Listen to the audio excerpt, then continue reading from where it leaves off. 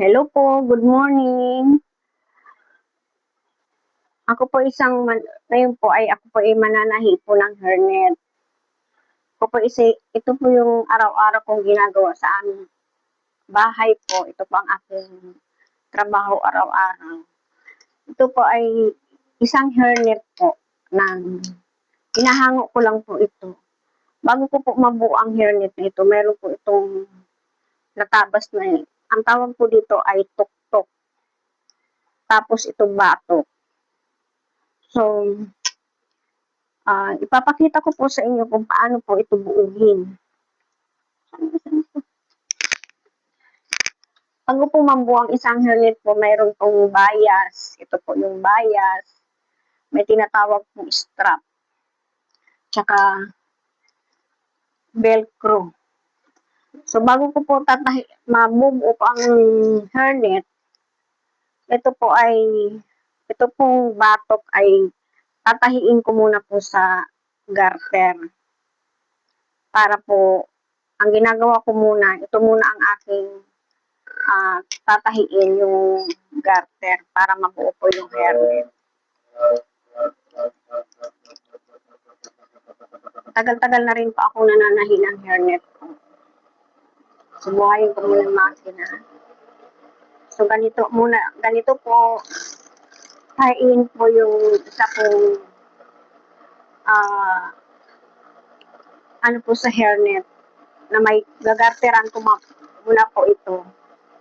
Tatahiin ko po. Yan, parang naka-plates lang po siya. Ayan. Didemo ko muna po sa inyo bawat isang sagat po. Ayan. So, bali-dubli po yung garter na pagtahi para na puto yung sinulid. Ayan. Putol yung sinulid. So, tatahiin ko muna siya.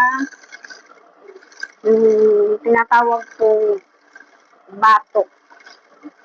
Ayan. Yan po.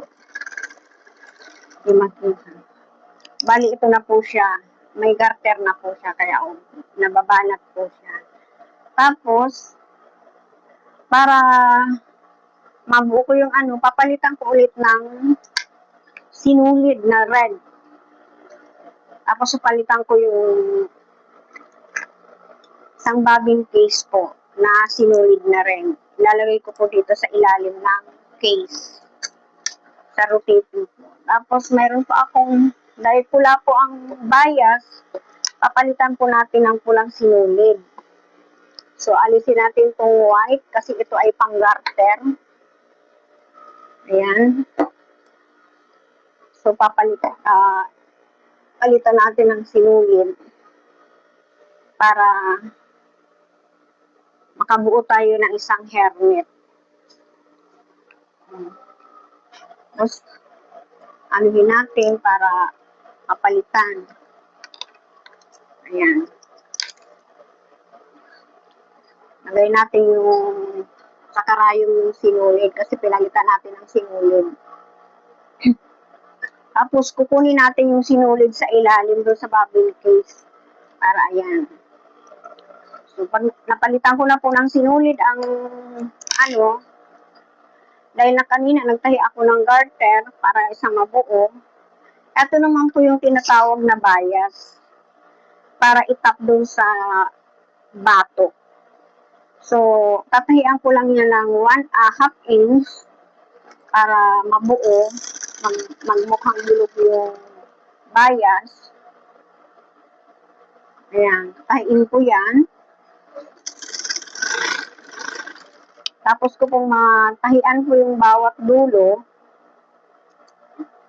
Ayan. So,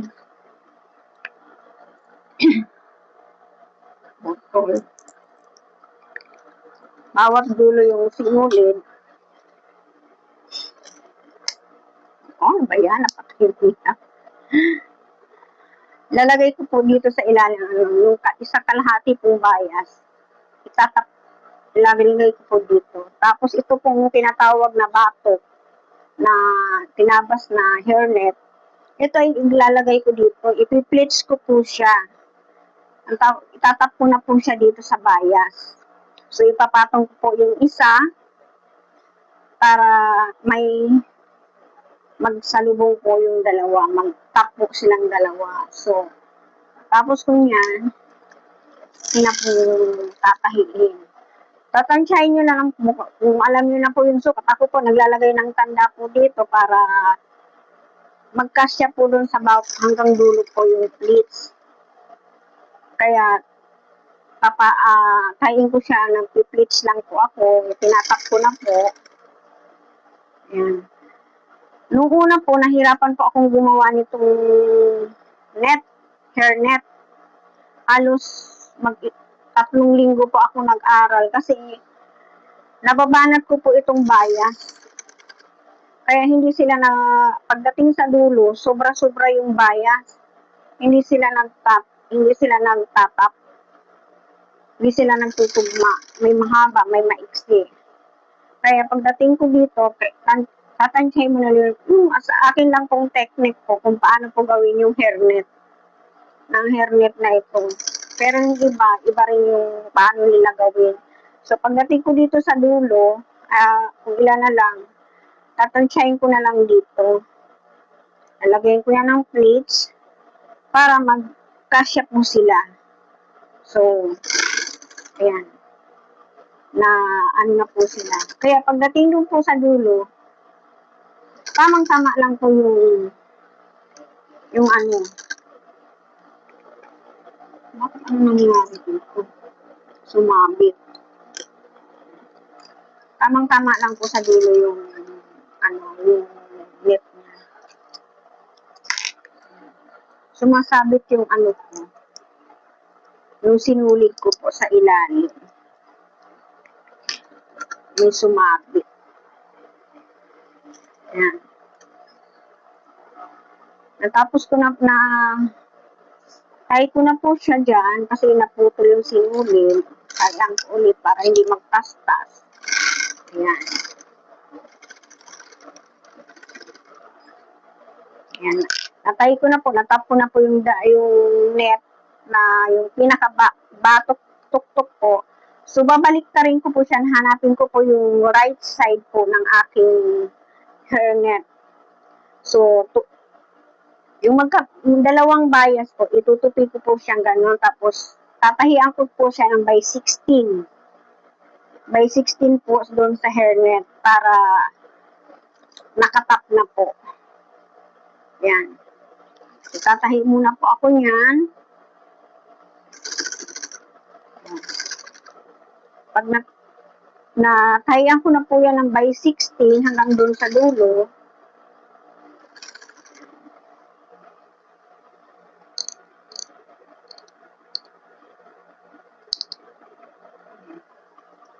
tahian ko na po ng by 16,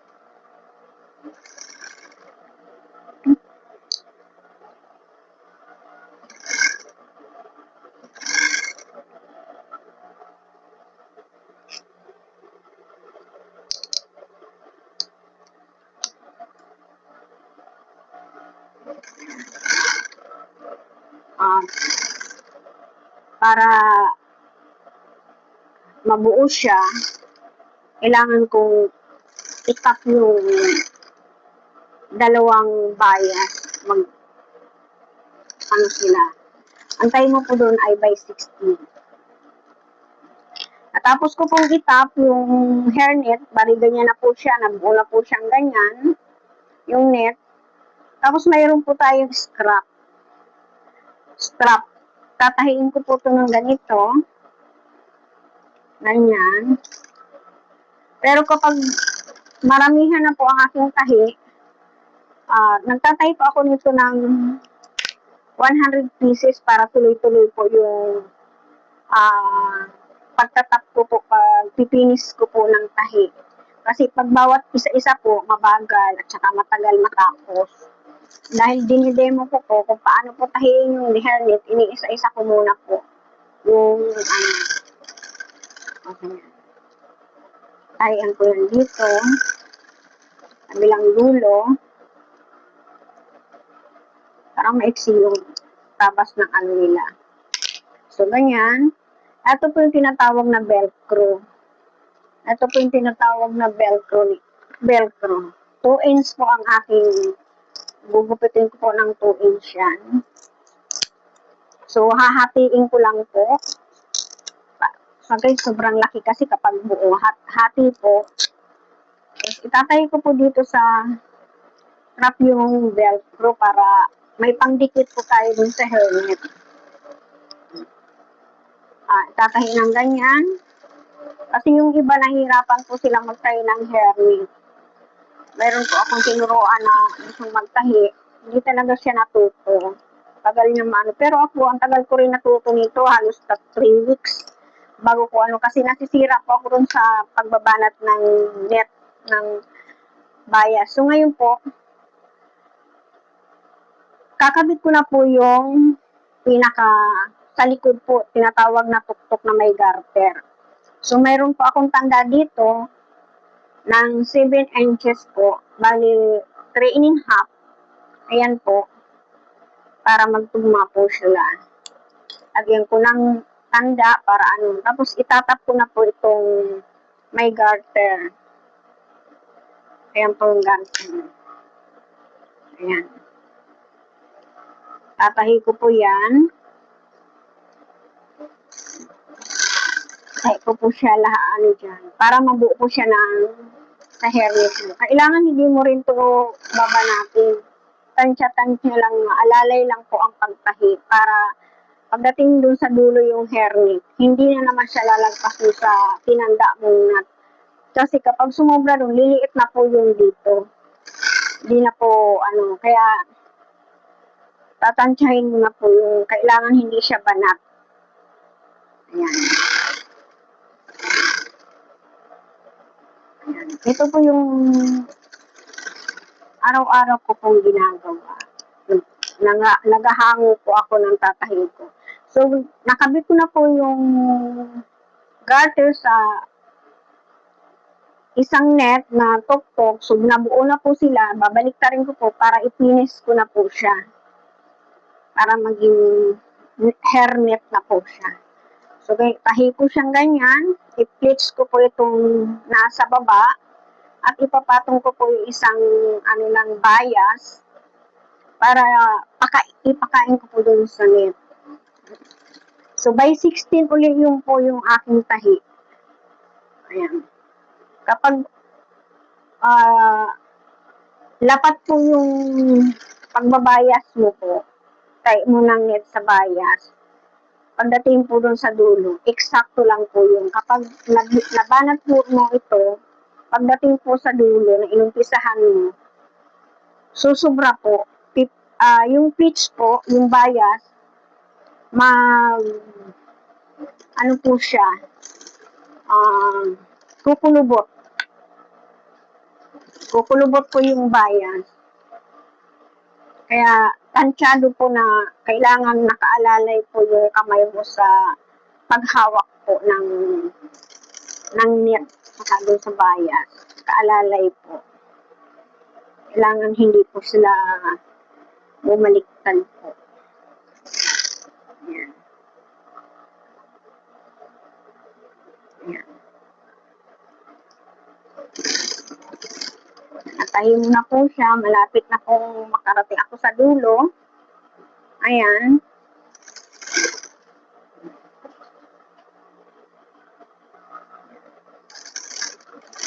Ayan po.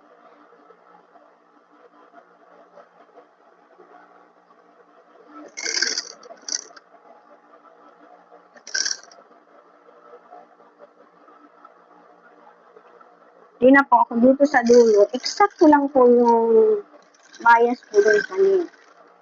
So, bali, ganito na po siya. So, tapos itong ginawa kong velcro, ito na po yung aking ikakabit po na nagawa ko pong velcro. So, ilalagay ko po ito dito, tatahiin ko po para mabuo na po siya.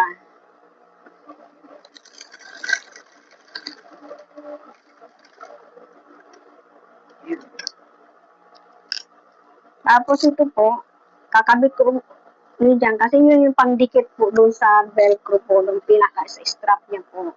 Kapag yung maliit po ang iyong ulo, ubusan ng sinulid. Puto na naman yung sinulid sa ilalim.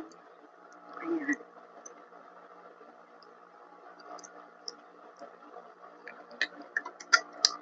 Ayan po.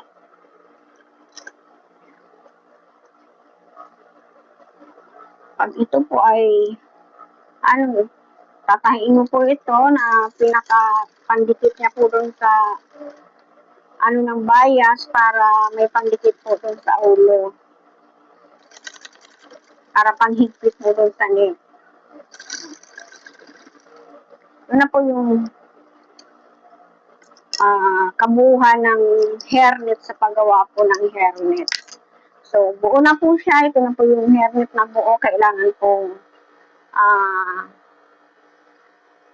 po siyang i-trim para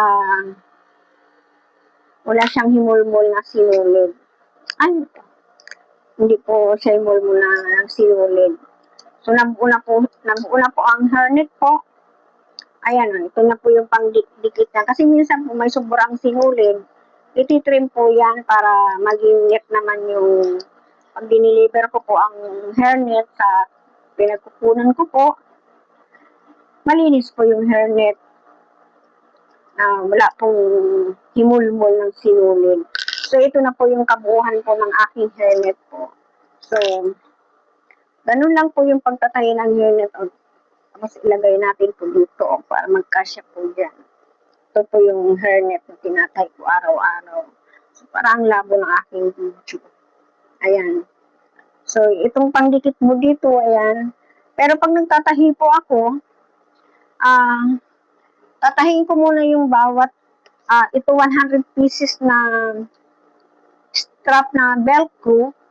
Sinasama-sama ko para pag tap ko lahat, pag binubuo ko na po, hindi po mabilis po tayo makabuo kapag hindi po tulad ng isa-isa, yan ay mabagal makabuo. Tapos itong garter, bubuo po ako ng sandaan yan.